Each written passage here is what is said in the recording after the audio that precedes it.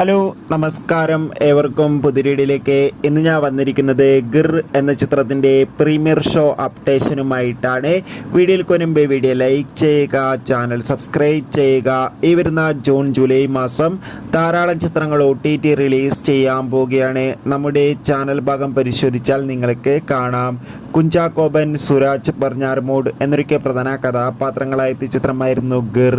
എല്ലാ സിനിമാ പ്രേമികളും ഒരേപോലെയായിരുന്നു ചിത്രത്തിൻ്റെ ഓരോ അപ്ഡേഷനും അറിയാൻ വേണ്ടി കാത്തിരുന്നത്.